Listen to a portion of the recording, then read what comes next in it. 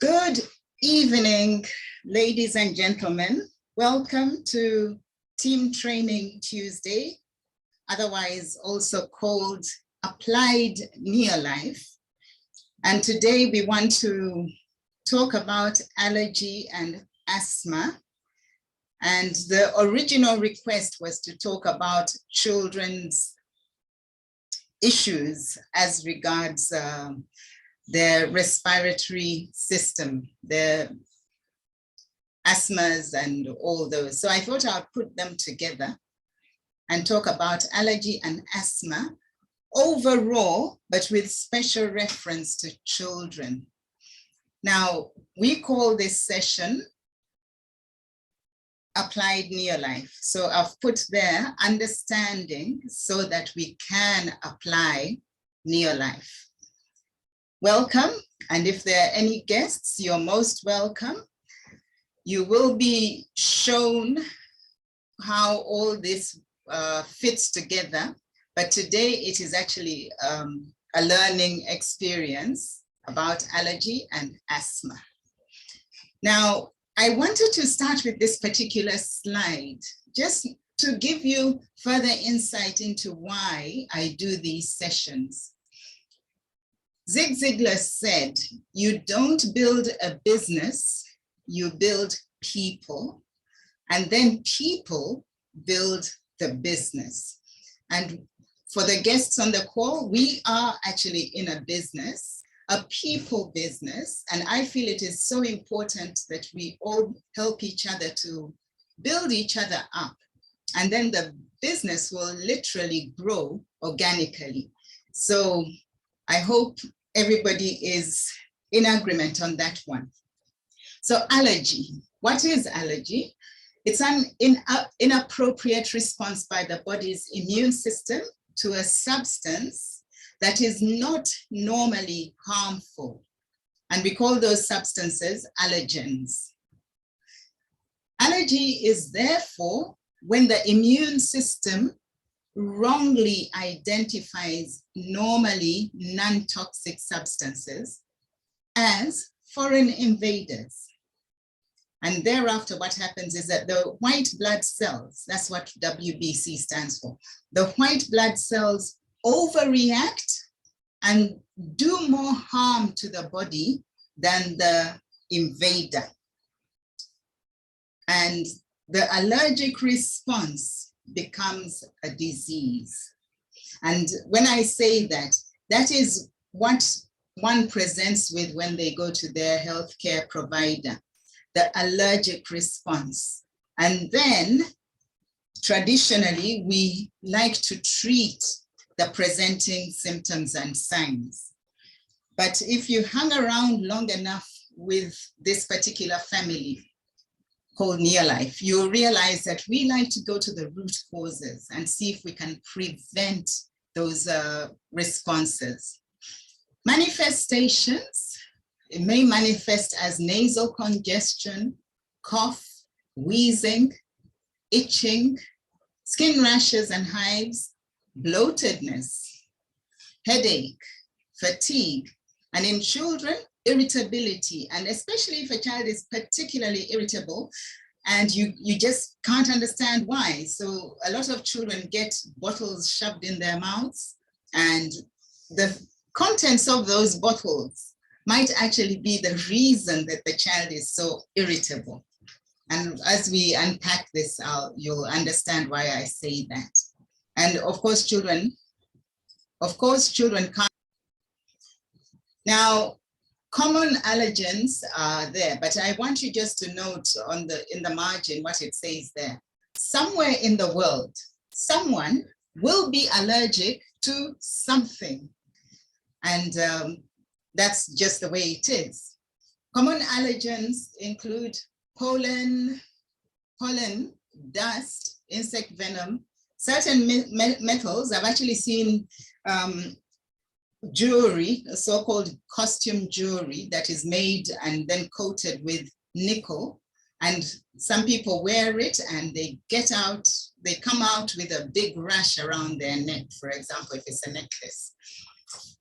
Then some cosmetics. may cause allergies. Some drugs, notorious is penicillin. Some people are allergic to aspirin, and some people, sulfur-containing drugs, the medications, antibiotics that may be sulfur-containing. And then a big one, and the reason we should always be reading our labels, are food additives. And then, of course, chemicals found in soaps and washing powders. Foods that can provoke allergic reactions are also quite many for some people, different people. On top of the list is dairy products, eggs, fish, particularly shellfish. Some people might be even allergic to chocolate. And then some people are allergic to certain berries, like strawberries. And then a big allergy worldwide is wheat. It is not easily recognized, unfortunately, and people love their wheat products. And wheat, for me, I consider it a double-edged sword because it causes this allergy that can ultimately result in all sorts of challenges. And the condition is called celiac disease. But it also has the propensity to cause an addictive tendency to itself, so that people just crave wheat products. Then when they eat them, the allergy happens.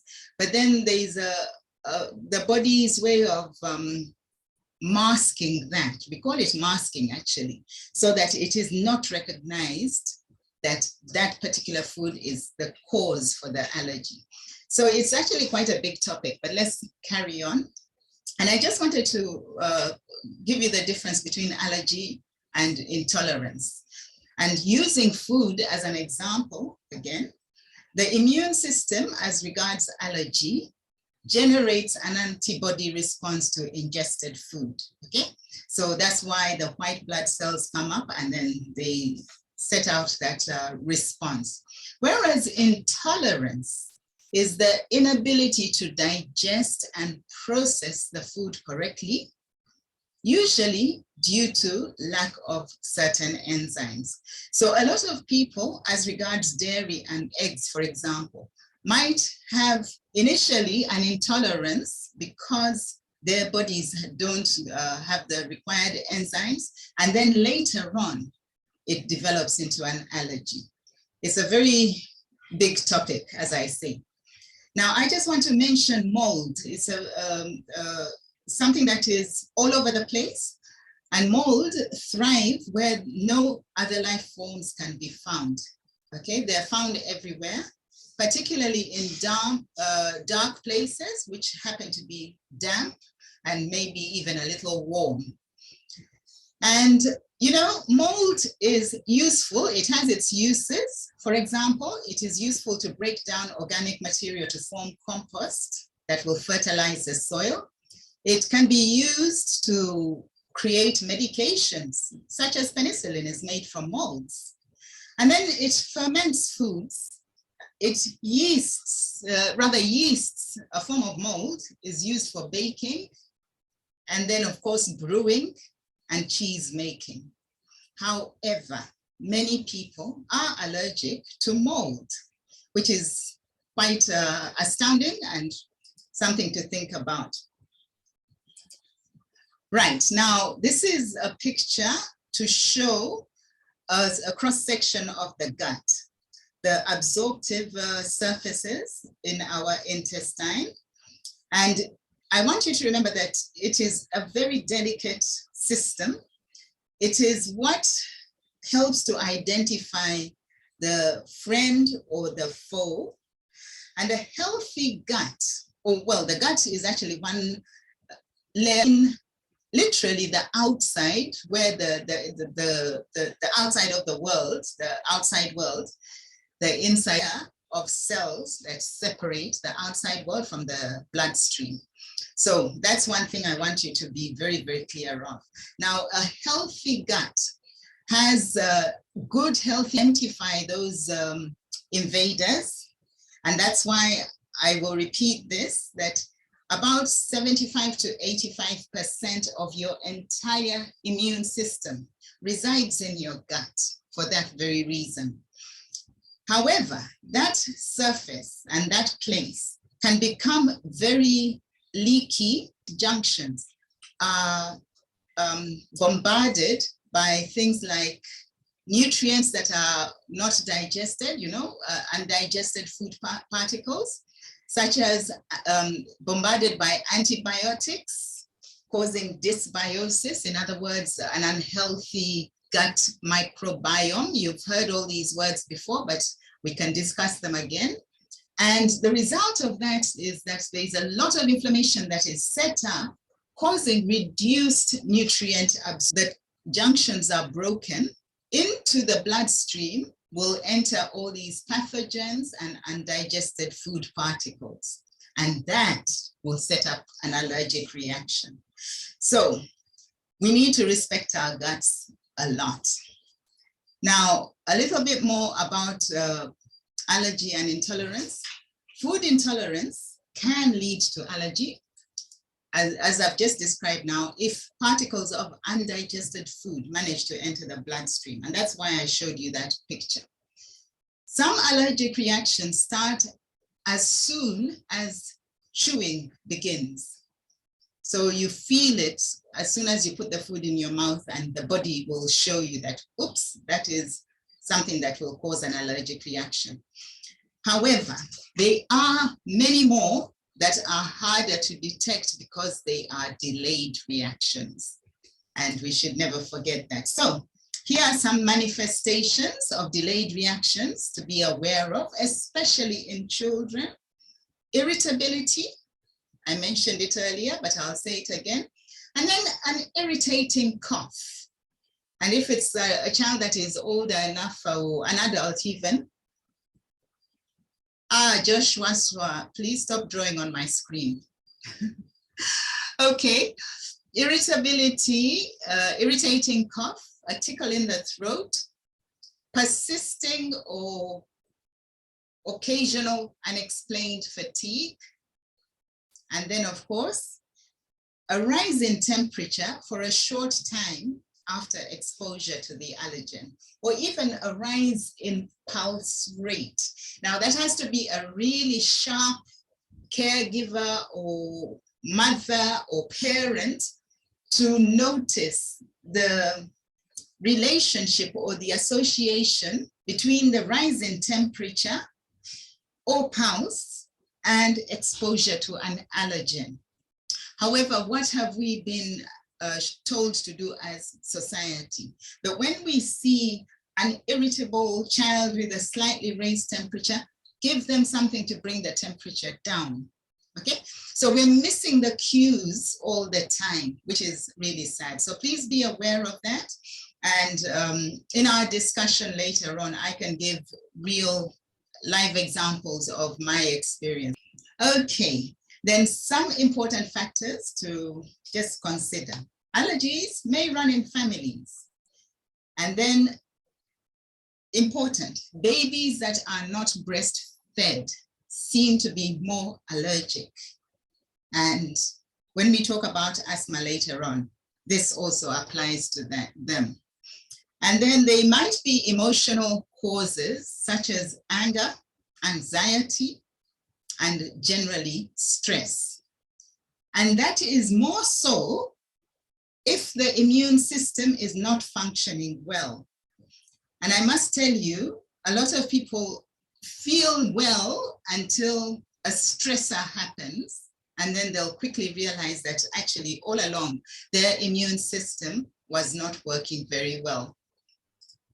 Right, then let's talk about asthma. And I'm just going to, I wish I knew how to get out of this to remove this squiggle. Anyway, let's carry on. I'll just ignore it. Asthma, this is the sequence of events with asthma. There's a trigger, and then the airway is going to spasm. And then there is swelling of the bronchi. Those are the tubes of the airways. And then there's formation of mucus plugs. after which that mucus causes further irritation. And then there's increased sensitivity to the original trigger. And then subsequently, there's increased frequency and severity of those attacks. And that is what we call asthma and the chain of events. So I just wanted to show you a picture there. A normal airway should be nice and patent. It should be nice and open and clear. Nice and open and clear, that's a normal airway. But an inflamed airway with all those mucus plugs, and can you see that it is in spasm, so it is tight, and that is what happens. So with asthma, it is actually quite a serious series of events. And let us ask ourselves, what is asthma? That's a good question. Asthma is the manifestation of chronic inflammation and hypersensitivity of airways to certain triggers. So that is actually what asthma is. It is a manifestation of chronic inflammation and hypersensitivity. Now, it specifically affects the lungs. So one can call it allergy happening within the lungs, perhaps, and it is characterized by spasm, as I've described. Now, this is an important message here. Spasms in an acute attack are not the disease, but the usual treatment is to treat the spasm, whereas the actual disease is chronic inflammation and hypersensitivity of the airways to certain triggers. That is what the problem is, okay? So exposures by a susceptible person, and as we say, they can be susceptible to anything, but here are some examples. Animal dander, that's what the animals give of their hairs and their, literally the scales of their skin, the dandruff of an animal. Feathers, dust mite, that's a big one. And dust mite like to live in our mattresses and pillows and upholstery. And then environmental pollutants such as tobacco smoke or factory and vehicle fumes. And all of us who live in cities know that that can be a big problem. And then chemicals. Chemicals around the home, or industrial chemicals, or when I say occupational, for example, let's talk about somebody who might be working at a dry cleaners. They use quite a few chemicals in there. And let's say somebody who does welding, or somebody who works in a car factory, things like that. And then medications, again, and then mold, again. So those are the exposures that one can have affecting them and triggering asthma. But then here are some other causes, and I want you to see the first heading there, adrenal disorders. It is so important to connect the dots as we are about to do. But then anxiety, fear, crying, laughing a lot may be a trigger for an asthma attack. In other words, emotional stress of some sort. And then changes in temperature and humidity or dryness. In other words, weather could be another trigger. And then it is a recognized phenomenon, exercise-induced asthma. And then a stress due to low blood sugar could cause an attack. And then, of course, infections. Could be viral, could be bacterial, causing bronchitis. That is inflammation due to an infecting organism. In short, stress, but more importantly, the failure to cope with that stress is what we are concerned about. Right, asthma can be difficult to diagnose. Really, it can be difficult to diagnose. And a lot of people have got into serious trouble because of failure to make that diagnosis on time. But let's say what else it could masquerade as. It might masquerade as a bronchitis, might be cardiac asthma. In other words, as a result of a failing heart, due to heart failure, it might cause asthma-like symptoms. We call it cardiac asthma. And then emphysema, where the lungs are damaged from whatever cause, mainly affects older people. And so asthma is a common reason for hospitalization, and it will affect mainly children under the age of 16 and adults over the age of 65. Those are the ones that are more likely to suffer from asthma. And younger children is mainly because their immune systems haven't developed well.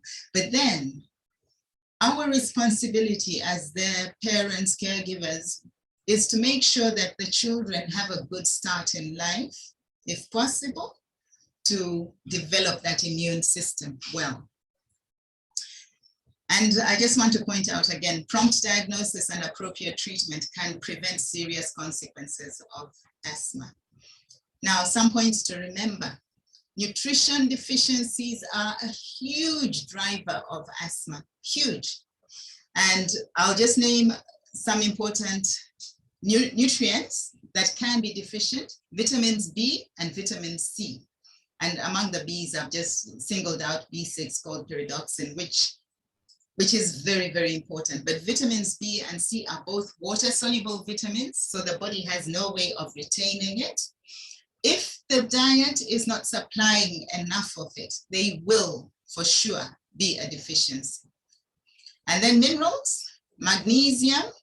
Magnesium is important for muscle relaxation. Its deficiency can manifest as asthma because the muscles tend to go into spasm. Okay, and then manganese is important for muscle development. In our range of products, we find it in multi, and that is found in the core nutrition called Pro-Vitality. And then selenium and zinc, similarly, very, very important for the immune system and for the functioning of enzymes. And we've already said that if enzymes are deficient, then they will be food intolerances, which can later develop into asthma. So we are talking both allergies and asthma. Anyway, people with asthma have lower than normal levels of stomach acid. And that will explain to you why children tend to be affected a lot. And it will also explain why older people are also affected a lot, because there's a tendency for children to only develop those acid-producing cells of the stomach as they grow older. And then for the adults, those cells, after years of serving, will decline and stop producing enough acid. And so the danger there is if the person continues to eat loads of particularly meat and meat products with a decline in acid, then digestion is not happening. And I showed you that gut to show you what can happen when digestion is not happening well. So I just want to point out as well that amino acids are very, very important. There are two big ones, methionine. Actually, methionine is an essential amino acid. Essential means you must supply it in your diet. And if you're not supplying it, then the other amino acid that is mentioned here called cysteine, so cysteine, cannot be formed because it is formed from methionine, okay? And the two together are very, very important for the repair of lung tissue and to reduce inflammation. And cysteine is important, or well, both of them, let's say, but cysteine is the foundation for glutathione, that is a cell antioxidant that is supposed to be made in your body. But can you see that it will only happen if you have sufficient amino acids? In a case for nutrition here. So here are some more points to remember, please. Most drugs used to control asthma will also cause jitteriness, mood swings, and insomnia. That is the inability to sleep. So you really have to be careful about that. And that's why when we show the solutions that we have, you might see the advantages. And then some medications used to manage hypertension can also cause bronchial muscle constriction or spasm of the bronchial muscle, especially medications like beta blockers. But let me not go into that in detail, but one has to remember that point, please. And then, of course, be very, very mindful of food additives and preservatives. And that's why I said sometimes that irritability in a child might be because the mother or the caregiver thought that it would be nice to put some of the processed food or drink in a bottle and feed their child, okay? Those can be the very reason the child is irritable until eventually masking happens. So it is something that we have to be very careful about. Anyway, the long and short of it is please read the labels and also please eat real food. Now, let us apply NeoLife to make a real difference, shall we? I'd like us to look at ways to end the trend of chronic disease, particularly what we're discussing today, allergy and asthma. And I'm going to focus on children's nutrition, what NeoLife offers to impact children's lives. And we are all about making the world a healthier and happier place. And so here's a beautiful picture. But all of us who are mothers know how difficult it is to get such food down the throats of our loved little people, don't we? It's hard work. So we're going to look at some solutions. But anyway, let's first look at the signs and symptoms in children that may suggest allergy. They might be short for age. Short for age, thin or bloated because of inflammation, dull and listless because again of all that is going on, a weakened immune system, so they might be sick all the time. They might even have poor appetite due to the affected sense of smell and taste because of the manifestation of nasal congestion and blocked nose all the time, which is one of the ways that it manifests. And I've mentioned mood changes. We have to be so aware of what is happening in our little people, our little children. So malnutrition manifesting as childhood obesity and chronic inflammation, that's another big one. It is becoming more common. For example, because of foods that are highly processed, inadequate physical activity, and then associated with underactive hormonal systems, the adrenal hormones. I pointed that out a little earlier. And of course, we can never run away from the fact that toxins are all around us. And fortunately, our family, the NeoLife family, has given us a choice to use non-toxic products. So this is the $1 million question, and this is actually for those who are looking at this for the first time. Who can we trust? Yes, a lot of people are buying a lot of other products, and the reason I am doing these applied NeoLife is so that we can make a case for why we want to share what we have.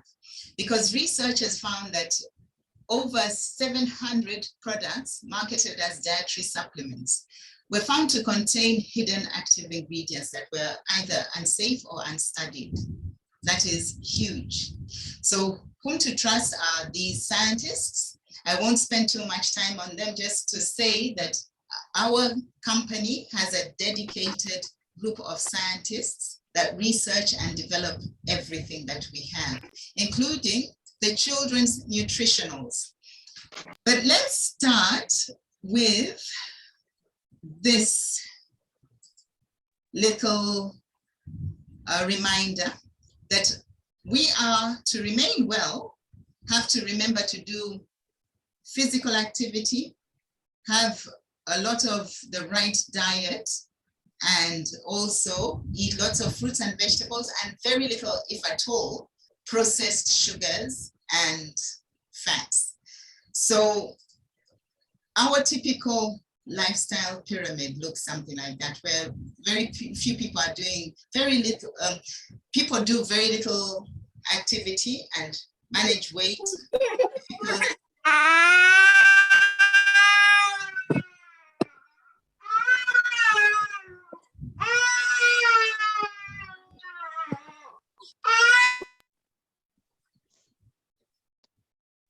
Okay, excuse us for that little interruption. If it happens again, I'm going to remove him from the presentation, remove this particular person. Anyway, so yeah, this is just a reminder. I'll just move on. So what is happening now is that when we are born, we are supposed to be 100% healthy. These days, it is difficult to attain that. But the reality is that people slip through to the 6th zone, and asthma and allergies are one of the reasons that that happens because of those conditions. And so there is quite a loss of valuable time, vitality, and energy. And we want to see how best to stop that. And the basic flagship product that we happen to have is that one called Tree-N. Okay, excuse me a bit. I just need to deal with this because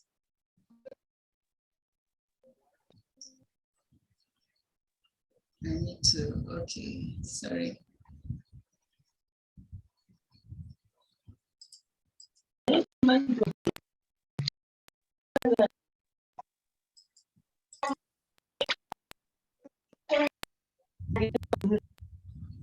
Sorry for the interruption, but I'm trying to look for him so that I can just nicely put him out of the presentation.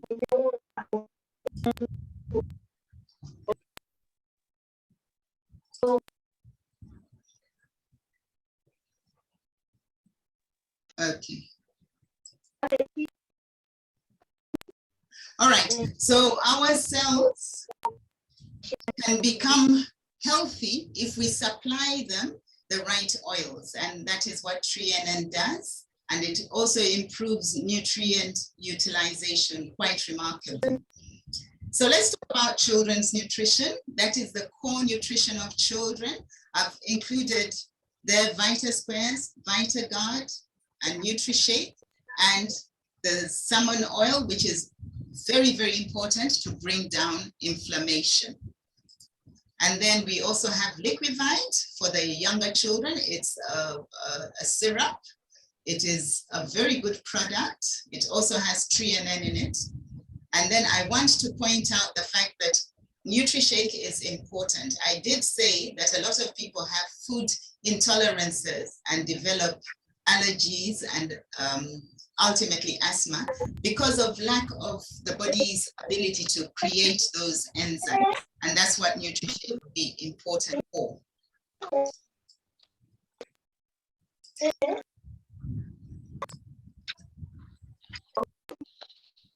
And then we also have, sorry, let me just move on to the next one. We also have Vita Squares, which I've pointed out have Tree-N, but we have Vita Guard, which is a complete antioxidant for children from fruits and vegetables, fruit and vegetable concentrates. And that is also important. And very, very important is vitamin C. I mentioned at the beginning that that is one of the big deficiencies, but vitamin C helps the body to deal with excess histamine, which is created as a response to that allergy and asthma. And a lot of the swelling is as a result of that histamine excess. So vitamin C helps to mop that up. And then salmon oil, we've talked about it. I'll just go into details. It's a pure concentrate of salmon oil. We have it for children as a smaller capsule, and one small capsule is half of the big capsule in amount, okay? But this is what will bring inflammation down. And this is exactly what asthmatics and people with allergy need, to bring down inflammation. As you recall, that is actually the underlying reason that they have those conditions. Then vitamin A and D, very, very important as well for the health of the lining of the lungs and of the bronchial tree, the pipes in the lungs. Now, I want to talk about lipotropic adjunct specifically. It has lipotropic factors and it has B vitamins in it. Lipotropic adjunct, these are the lipotropic factors called choline and inositol, and those keep the lipids in an emulsified form in the bloodstream so that they do not get deposited in all sorts of places. Now, the importance of this is that when there is inflammation, there is a tendency for the body to have a lot of floating around lipids in the bloodstream. And so this will help to gather it and get rid of it from the body. It also has vitamin Bs, and remember I talked about vitamin B6 and all the B vitamins as being important. So for adults that you know that might have those challenges, this is a very good product and it is not expensive. That is the amazing thing. Also, it has betaine hydrochloride.